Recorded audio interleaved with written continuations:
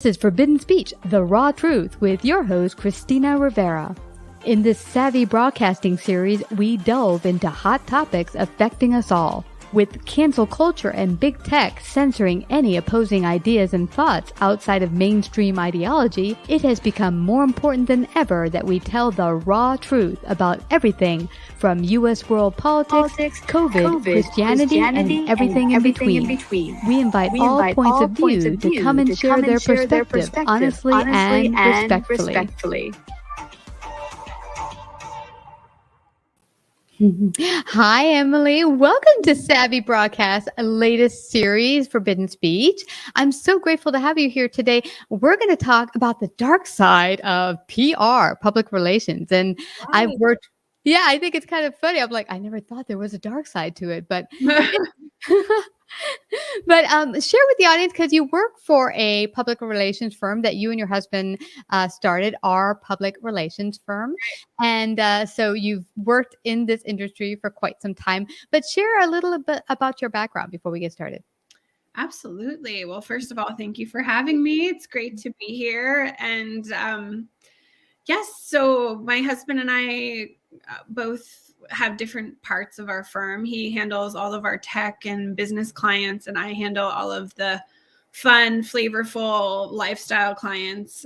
We both have, he has more of the entrepreneurial background, and his former business partner was a YouTube famous guy. So he worked in media, like kind of building up the brand and reputation management. And then I've been in journalism and then ventured into PR. And so we both kind of look at things from different angles. If you met us in person, I would be chatting and he would be kind of sitting absorbing. And so we kind of have this yin yang approach, but that's a bit about us. We work with lots of wonderful different types of industries and people. And that's a snippet.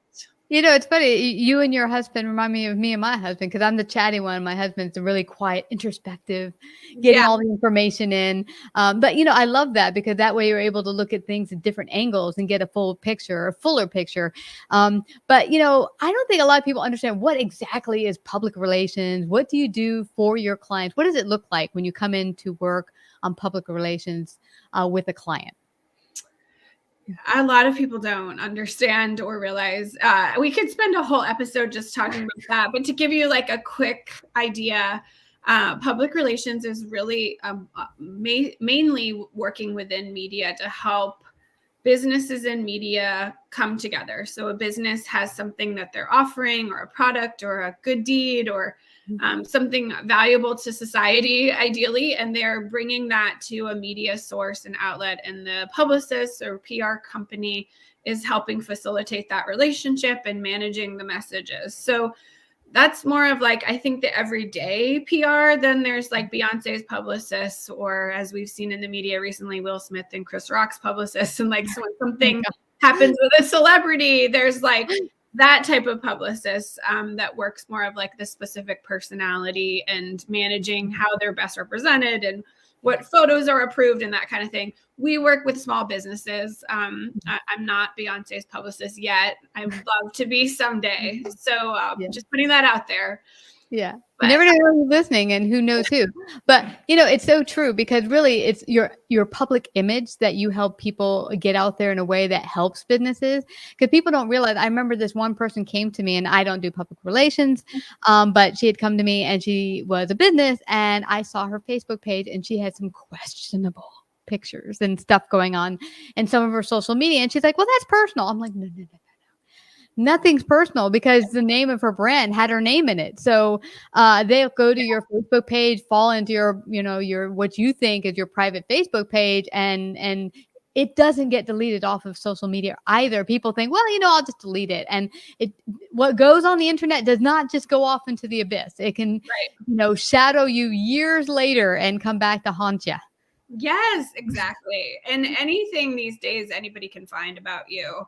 Yeah. So I think no matter how hard people try to hide behind the green curtain, the Wizard of Oz is going to be found at this point. There's just so much on the internet that all of our information. And so, I think like to your point, it's making sure that you're best representing yourself and your business and your brand, whether it be a personal brand and you're an influencer, or whether it be you're a full-blown brick and mortar business or an online or e-commerce business, like whatever your type and style is. If it's not working with a publicist, it's working with a brand manager or a brand company, ideally. Something, if that's not something that you're good at personally, hire a professional to help, because it makes the world of difference. Like one post, as we have seen with bigger celebrities or bigger outlets, we've seen the damage of being canceled in minutes. Something that you say that is just not savory or thoughtful. And so ideally that you have somebody helping you with just the everyday stuff. I mean, it doesn't need to be big topics. It can be everyday stuff and best representing yourself.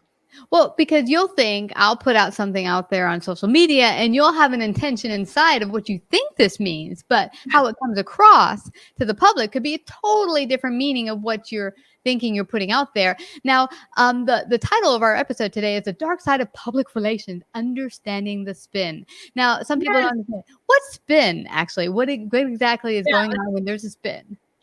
So when we think of a spin as a public relations firm or as a publicist, we think of, here is something that, I'll give a good example. So a business is closing and they have a new ownership. They'll come to us and say, okay, so we're closing our doors, but we have a new owner. We don't want everyone to think that we're closed. So a publicist will spin the message to say something like, meet, Chef Charles, he's going to be the new chef and face of this business. So instead of using a word like closing, which could immediately, once you have that on the internet, that's very hard to repair. A publicist would then come in and say, okay, this is how we're going to reshape the message, reformulate it, spin it, weave it into a palatable, approachable way of the public understanding. So it doesn't matter if your audience size is 100 or 100,000. Those 100 people might be more engaged than the 100,000. You want to make sure that any sort of message, whether it's something changing or something coming or going or whatever it is, that your spin is best represented. So that's what we define as a spin. I like that you said weave the story. You're putting it together. And I remember my very first business was a financial consulting firm. And the way I put forth my messaging at first was, let us help you with your hemorrhaging AR. And I remember a guy telling me that was into PR and branding. He's like, oh, no. Hemorrhaging gives all sorts of not good connotation. Could you please change that word and get rid of hemorrhaging? And he gave me some ideas like, let's use this instead. Because when people envision hemorrhaging, that's not a thing they want to see with their accounting. It just gave a bad image. So, I mean, something as simple as that.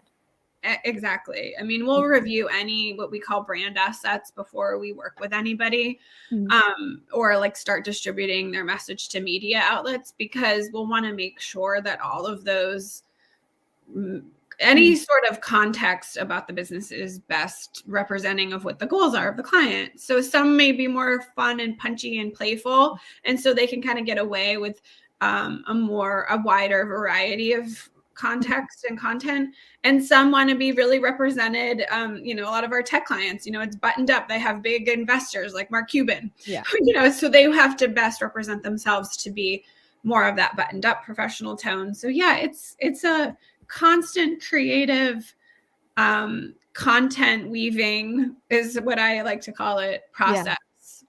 And what's great about it is I love that you're coming to talk about this today, because I don't think small businesses in particular getting started realize the importance of good messaging, understanding how your message is getting across all the social media, even your emails to your clients, even your voicemails you put for your businesses. When people call in, if you don't have a good messaging there, people just hang right back up and not have that confidence that you can do good work for them.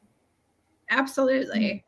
Yeah, it's amazing how quick we are to absorb information, and we're very quick to judge as a human species. And so we,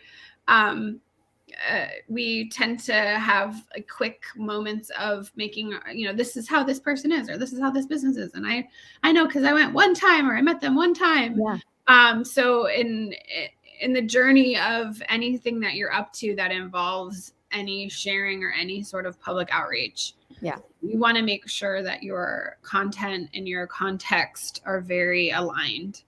Yeah. And what's great is, I think sometimes people don't judge on purpose. They will get a feeling sometimes. They'll read a post or they'll meet someone at a networking party and they'll just get a bad vibe based on how they portrayed themselves. And immediately they don't realize, why am I losing this client? Why is this competitor making more business than me? We do it better. But they don't realize it's the way they put themselves forth. Like you said, being buttoned up. How do you show up? Do you show up all deceitful? How did you dress for the event? Right. It all matters, not just the public, the pretty posts you put online. I find a lot of businesses will put perfect professional photos online, but then go to a networking event not looking their best. Exactly. Yeah. Ideally, you're best representing yourself wherever you are. Yeah. Online or in person. We are human beings. I would imagine most businesses listening in are run by human beings. We haven't quite ventured into full-on robots running everything yet, but so you're gonna want to put your hair down and feel comfortable living your life. But if you're the higher profile, the more people know you, the more you want to make sure that you're aware of how you're being represented and where. I mean, it's different when you're hanging out at a barbecue with your friends in a backyard versus a networking event. So yeah, a lot of our clients will say, "Hey, I'm going to a trade show. Like, what should I talk about? What should I bring?" Or of course, TV segments. What should I wear? What should I, how should I best represent myself? So yeah, that's like the front end of PR. The more dark side, which we're venturing and talking about, is what journalists call is PR in general, is to be a dark side, because publicists are paid to help move content, whereas journalists are also paid, but they're pitching from like that creative, thoughtful editorial, whereas a publicist, like, I'm writing content for people that I represent. Yeah. And so a lot of times that can come off, especially with the way media has been now seen, and a lot of our messages like in the world is like fake news has gone around, and now things are not real on the internet. And granted, I am not here to say like that is all real on the internet. I'm sure that there's things out there that you have to fact check and get to know, and make a judgment call for yourself. But in terms of PR in general, I think people, like, when there's a PR spin or a PR person involved, sometimes we get a bad rap for not being honest, or not having a client or who we're representing telling the full truth. So that example that I said about that business closing and having a new ownership, like, somebody that may say, "Oh, this has a PR spin to it," would look at it and be like, "Well, no, they're just trying to say like this place is closing. They're not just getting a new ownership." Where I would argue that anything that you can do creatively, you can still be honest and forthcoming and full disclosure, but you can still say it in a way that lands to the audience or to the listener in a way that is like beneficial for you and for them. I mean, you don't have to lie to make a spin. Yeah, I love that you mentioned that, because I'm guessing some PR or maybe media journalists do use it and are maybe just not as honest sometimes. But spin doesn't have to equal being dishonest. It's just you putting forth in the best possible light a person or your client, because you want them to be getting as best, how do you say it, representation as possible of this. People make mistakes, like you said. People are human. So if they make a mistake, we can put it forth in a way that shows the public that, hey, they got this. This is who they really are, and put it in such a way that the public understands it, and not criminalize a person for a little mistake in their life. Right. Or say a public apology. We've seen those plenty of times, especially celebrities. I think we've had, especially given the state of our world, the past couple of years, we've had a lot of clients call and say, hey, a TV reporter showed up at my doorstep and found out that one of my employees had COVID or something. And Yeah. I just did the interview, and what they Yeah. said in the interview and how it was then turned and translated Yeah. was completely just off. The journalist took the information and made it into something that seemed way off the grid from what was really going on. And so then we came in and did a lot of damage control and said, okay, look, like we can't take away that already happened, but what we can do is we can help you like get the train back on the track, get your wheels moving, come up with some creative ideas, let people know this is a healthy business. These are good people. Things are happening. And I feel like the nice part of the terribleness of living in a pandemic for so many businesses was that we were all going through it. It wasn't just like one person or one bar in California. It was, many people were having the same types of struggles. So, yeah. Well, this has been informative, and I know hopefully open the eyes of many small businesses listening in on at Savvy, and just people in general who might have thought, how can PR service or help us? How can they get involved with your PR firm, find out more about you? How can they do that? Absolutely. So we have tons of information on rprfirm.com. You can visit us there on the web, and then all of our social media is linked on our website as well. And then if you want to schedule what we call a discovery call and talk about ideas, let us know about your business. We're always open to those. So put your name in and sign us up for a 30-minute chat, and we'll be happy to let you know if we can help you in any way. And in the meantime, thank you for having me. This has been a really fun, it went by so quick. I know we could spend all day on this topic. It's such a fascinating topic, and one in which I think people just don't understand the importance, especially for small businesses. Yeah, well, especially for all of us. Given that, that we want to make sure that we're putting out goodness in the world, ideally. Absolutely. Make sure it's honest. Well, thank you so much, Emily, for coming today and sharing. And everyone, go to www.rprfirm.com. Find out more and find out how Emily and her crew can help you today, getting out the proper messaging for your business. Thank you so much, Emily, for coming to Savvy's for Business Page. Thank you. Have a great day.